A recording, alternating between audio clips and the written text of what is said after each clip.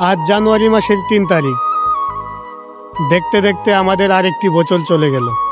আমাদের জীবনে যখন নতুন একটি বছর আসে তখন কতই না চিন্তা ভাবনা থাকে, যেমন এই নতুন বছরে এটা করব না, ওটা করব না, এই বাজে অভ্যাসগুলো বাদ দিয়ে দিব, বা এই অগোচলু জীবনটাকে একটু গুছিয়ে নিব।